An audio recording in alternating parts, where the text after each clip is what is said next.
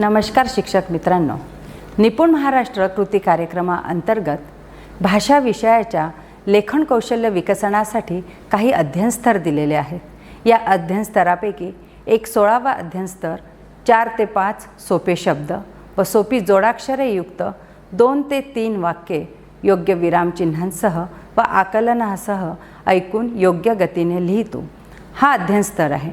या अध्ययनस्तराचं मुख्य उद्दिष्ट म्हणजे लिहिताना विद्यार्थी लक्षपूर्वक ऐकतो की नाही ऐकत, त्याची श्रवण क्षमता, त्याची आकलन क्षमता आणि त्याला असणारी विरामचिन्हांची ओळख हे समजून घेण्यासाठी या अध्ययनस्तराची निर्मिती झालेली आहे। तेव्हा हा अध्ययनस्तर विद्यार्थ्यांचा विकसित करण्यासाठी आपण काही कृती बघणार आहोत। यातील काही कृती या अत्यंत उपयुक्त आणि अगदी साध्या सोप्या आहेत, ज्या आपण सहजतेने विद्यार्थ्यांसाठी घेऊ शकतो। यातली पहिली कृती आहे ऐकून योग्य गतीने लिहिणे। पुन्हा एकदा सांगते, ऐकून योग्य गतीने लिहिणे।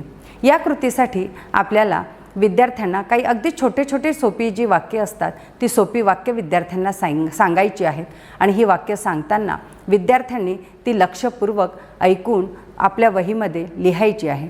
विद्यार्थ्यांनी लिहिलेली ही वाक्य आहे ती योग्य पद्धतीने त्यांनी लिहिले की नाही यासाठी आपल्याला विद्यार्थ्यांच्या वह्या देखील तपासाव्या लागणार आहे। उदाहरणादाखल म्हणून सांगते, महेशने चित्रात रंग भरले हे एक वाक्य। गुलाबाचे फूल सुंदर व लाल आहे। अशी छोटी छोटी वाक्य आपण विद्यार्थ्यांना श्रुतलेखनासाठी सहजतेने देऊ शकतो आणि ही लिहिलेली वाक्य मात्र प्रत्येक विद्यार्थ्याची तपासणं हे आपलं काम आहे। यानंतर दुसरा टप्पा म्हणजे पुन्हा आपण विद्यार्थ्यांना आपल्या वर्गात असलेल्या साहित्यपेटीतील जी वाक्यपट्ट्या आहेत किंवा उतार्यांचे कार्ड्स आहेत त्यांचा उपयोग आपण श्रुतलेखनासाठी सहजतेने करू शकतो। यासाठी आपल्याला त्या श्रुतलेखनासाठी असणारे जे उतारे आहेत किंवा जे वाक्य आहे त्यांचा संग्रह मात्र असणं गरजेचं आहे। म्हणून म्हणते की आपल्या साहित्यपेटीतील जी उतारे आहेत किंवा उतार्यांचे ज्या पट्ट्या आहेत त्यांचा वापर आपण आज या श्रुतलेखनासाठी करूया आहे। त्यातलं आहे बघा, माझ्याजवळ काही कार्ड आहेत, जसं कोंबडी आपल्याला अंडी देते, पोपटाला मिरची आवडते, घोड्यावर बसायला मला आवडते। यासारखी ही जी वाक्य कार्ड आहेत ही वाक्य कार्ड आपण विद्यार्थ्यांना न दाखवता योग्य गतीने आपण विद्यार्थ्यांना सांगायची।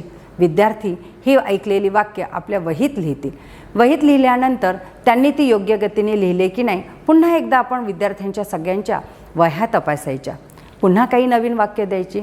सोनालीनं फळं आणली, चिमणी मोठ्या झाडावर बसली, अबब केवढी उंच इमारत। यासारखी जर वाक्य आपण विद्यार्थ्यांना दिली तर विद्यार्थ्यांना लेखन करण्याची सवय लागणार आहे, त्यांची लेखन गती देखील वाढणार आहे। मग आता ही लिहिलेली वाक्य विद्यार्थ्यांना आकलन झाली की नाही हे कसे बरे पडताळावे, तर त्यासाठी लिहिलेल्या वाक्यांवर विद्यार्थ्यांना आपण काही प्रश्न विचारायचे, जसे अंडी कोण देतं, सोनालीने काय आणली, चिमणी कुठे बसली होती, इमारत कशी आहे। यासारखी वाक्य आपण प्रश्न विचारून विद्यार्थ्यांचं आपल्याला आकलन तपासता येईल। त्याचप्रमाणे दिलेल्या वाक्यातील उद्गारवाचक चिन्ह असणारी वाक्य कोणती त्यांची निवड करा, त्यावर टिक करा। यासारखेही प्रश्न देऊन आपण विद्यार्थ्यांचं आकलन सहजतेनं तपासू शकतो। मित्रांनो, याप्रमाणे श्रुतलेखनासाठी जर छोटी छोटी सोपी अशी वाक्य विद्यार्थ्यांना आपण दिली, त्यांचा सराव विद्यार्थ्यांकडनं अधिकाधिक करून घेतलात, निश्चितच विद्यार्थ्यांची ऐकण्याची क्षमता आणि लेखनाची गती सुधारेल यात शंकाच नाही।